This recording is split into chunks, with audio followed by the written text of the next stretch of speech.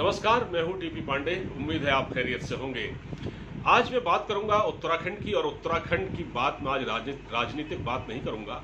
आज मैं खेलों की बात करूंगा। लेकिन उससे पहले आपसे एक छोटी सी गुजारिश है कि आपने अगर हमारा चैनल अभी तक सब्सक्राइब नहीं किया है तो उसे कृपया सब्सक्राइब कर लें, और एक घंटी होती है उसे दबा दें, जिससे नोटिफिकेशन आपको वीडियो अपलोड होने के बाद मिल जाएगा।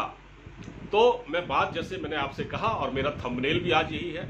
मैंने थंबनेल में जो लिखा है वो है कि आने वाले दिनों में उत्तराखंड से कुछ और स्टार खिलाड़ी, हॉकी खिलाड़ी उभर सकते हैं। कैसे, मैं आपको बताता हूं।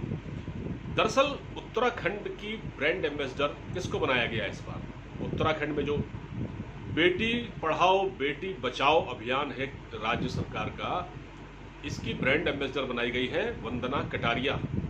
ये आपने सुन लिया होगा, ये तो आपने सुन लिया होगा। लेकिन मैं बताना ये चाह रहा हूं कि जब वंदना कटारिया जैसी खिलाड़ी देश का नाम रोशन कर सकती हैं इतने बड़े स्तर पर, ओलंपिक स्तर पर, तो फिर ऐसी क्या बात है कि बाकी खिलाड़ी नहीं निकल पा रहे हैं?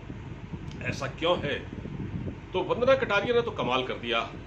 उन्होंने, भले ही भारतीय टीम ने चौथा स्थान प्राप्त किया हो, महिला टीम ने, हॉकी टीम ने, लेकिन उन्होंने कमाल का खेल दिखाया और हैट्रिक लगाई, और अपनी स्किल से दुनिया भर से आए जो खिलाड़ी हैं, जो प्रशंसक हैं, उनको उन्होंने प्रभावित किया। अब वंदना कटारिया का जहां तक सवाल है, तो वंदना कटारिया का जो करियर है वो शुरुआत से अब तक बहुत अच्छा रहा है। साल 2006 में इन्होंने भारत की एक जूनियर नेशनल टीम, उसमें ये हिस्सा बनी और उन्होंने वहाँ पे प्रतिभा का प्रदर्शन किया। फिर 2010 में ये सीनियर लेवल पर खेली, नेशनल, और फिर 2013 में ये जर्मनी में जो world cup, junior world cup हुआ था विमेंस का, उसका हिस्सा थी। और वहाँ भी इन्होंने 5 में से 4 गोल इन्होंने ही किए थे। हर मैच में एक एक गोल किया था। सबसे ज़्यादा गोल करने वाली ये खिलाड़ी बनी थी, और उस टूर्नामेंट में भारत ने कांस्य पदक जीता था। प्लेयर ऑफ द ईयर का अवार्ड भी इन्होंने हासिल किया 2014 में। तो इनकी जो प्रतिभाएं हैं वो बड़ी असाधारण रही।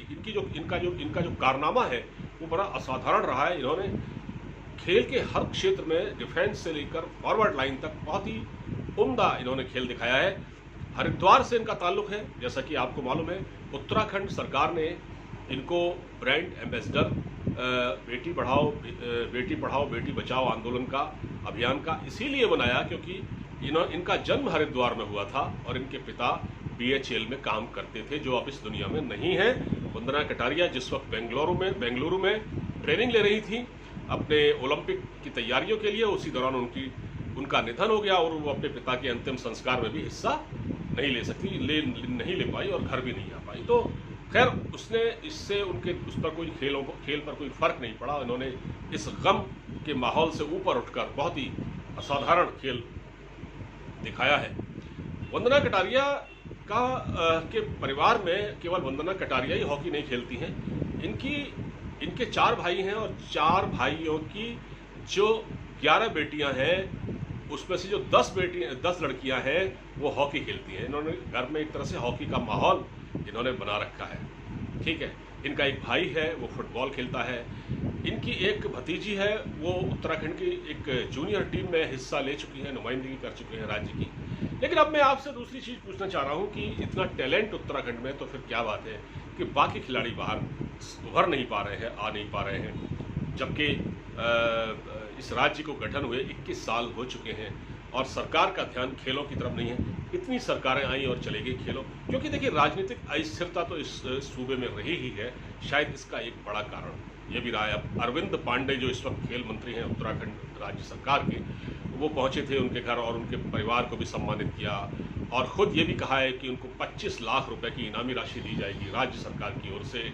और तीलू रौतेली अवार्ड जो उत्तराखंड की महिलाओं की बहादुरी के लिए दिया जाता है, वो उनको दिया जाएगा। तो ये दुनिया भर की घोषणाएं उन्होंने इस खिलाड़ी के लिए कर दी हैं। अभी क्योंकि उत्तराखंड में अगले साल चुनाव का माहौल है, तो शायद हम ये भी मान सकते हैं, वैसे तो जो ओलंपिक भी इसी समय हो रहा है, तो अब अगले साल में चुनाव है, तो राज्य सरकार जो बीजेपी सरकार है वो चुनाव की तैयारी भी कर रही है। तो शायद एक कदम ये भी है कि एक अपने आप को एक ये दिखाने के लिए कि हम खिलाड़ियों को का भी कितना सम्मान करते हैं। जाहिर है करना चाहिए, अगर इन्होंने चुनावी दृष्टिकोण से किया है तो भी इसमें कोई गलत नहीं है, करना चाहिए। लेकिन हाँ, ये बात ज़रूर है कि चुनाव के बाद ऐसा ना हो कि इन खिलाड़ियों को भुला दिया जाए, इनकी उपलब्धियों को भुला दिया जाए।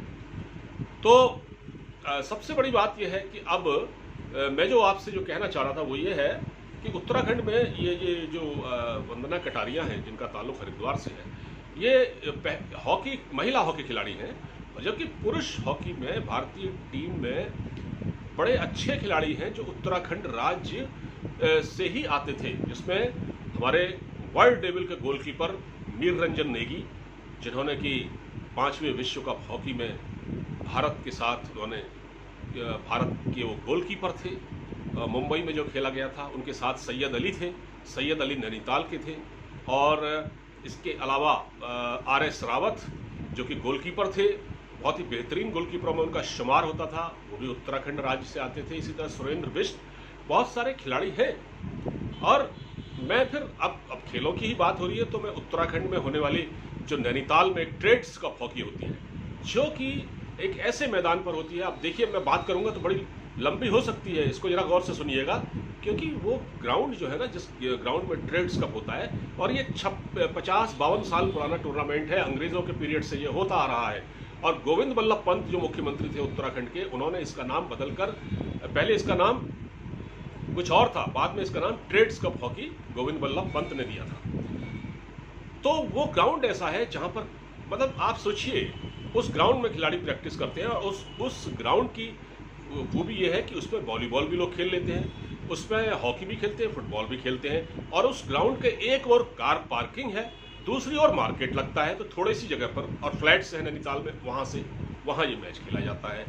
तो आप ये देखिए कि वहाँ एक अच्छे ग्राउंड की ज़रूरत है। जबकि ये ट्रेड्स कप जो हॉकी है, इसके बारे में बता दूँ आपको, इसमें अखिल भारतीय स्तर के टूर्नामेंट होते हैं, हर साल होता है अखिल भारतीय ट्रेड्स कप। और 1990 में इसी ग्राउंड पर पाकिस्तान की टीम भी आई थी खेलने के लिए इसी टूर्नामेंट में। तो इसकी वैल्यू कम नहीं है, और इसी राज्य ने इसी ग्राउंड पर खेलते हुए हमारे कई अच्छे खिलाड़ी निकले। तो नैनीताल में एस्ट्रोटर्फ भी नहीं है, जबकि नैनीताल में हाई कोर्ट है, हाई कोर्ट वहाँ आपने बना दिया, लेकिन अच्छा ग्राउंड नहीं दिया, वहाँ एस्ट्रोटर्फ नहीं है। एक ऐसे राज्य में जहाँ इतना टैलेंट है, वहाँ एस्ट्रोटर्फ नहीं है। तो आप पहले तो खेलों की सुविधाएं डेवलप कीजिए। ये खिलाड़ियों को इनाम देना बहुत अच्छी बात है, लेकिन खिलाड़ी खेलेगा कहाँ? अब फर्ज कीजिए, जो आज एस्ट्रोटर्फ की जिस तरह से डिमांड है, क्योंकि हॉकी अब कुदरती घास के मैदान पर नहीं खेली जाती, अब तो एस्ट्रोटर्फ पर खेली जाती है, तो वो बच्चे कहाँ खेलेंगे? उनके पास तो एस्ट्रोटर्फ है नहीं। क्या आपने देहरादून के किसी स्टेडियम में एस्ट्रोटर्फ बिछाया? नहीं बिछाया। तो आपको पहला तो ये काम करना पड़ेगा। आप खिलाड़ियों को सम्मानित करें, सब करें, लेकिन पहले बुनियादी सुविधाएं दें, ताकि वो वहां से और टैलेंट बाहर निकले। ये कैसे निकलेगा? ये सरकार, उत्तराखंड की सरकार इस ओर अगर ध्यान दे, और जो मैं आपसे कह रहा हूं ये बड़ी बुनियादी बातें हैं कि आप खिलाड़ी को जब सुविधाएं देंगे तभी वो उस ग्राउंड पर प्रैक्टिस कर पाएगा। तो क्या आप इन खिलाड़ियों को ये सुविधाएं दे पाएंगे? बहरहाल जो वंदना कटारिया हैं, वो एक मिसाल बनी है, और उन्होंने साबित किया है कि कोई ज़रूरी नहीं है कि बहुत बड़े शहर से कोई आए और बहुत हाई फैमिली से कोई आए, बड़े परिवार से कोई आए, वो हॉकी खेले। हॉकी गरीब बच्चे ही खेलते हैं, क्रिकेट नहीं। क्रिकेट या गोल्फ तो बड़े लोग खेलते हैं, हॉकी अक्सर गरीब बच्चे खेलते हैं, गरीब वो वही संघर्ष कर पाते हैं। तो वंदना कटारिया ने ये साबित किया है कि अगर भारतीय खिलाड़ियों को मौका मिले, सुविधाएं मिले, अब उनको ब्रांड एम्बेसडर बनाया गया है, और सुविधाएं मिलेंगी तो वहाँ की प्रतिभाएं निखर कर सामने आएंगी। और राज्य सरकार चाहती है, अगर ईमानदारी से अगर चाहती है खेलों को बढ़ावा मिले, तो उसको इस ओर ध्यान देना पड़ेगा। इस वीडियो को ज़्यादा से ज़्यादा शेयर कीजिएगा। आप मुझे इजाज़त दीजिए, अपना पूरा ख्याल रखिए। नमस्कार।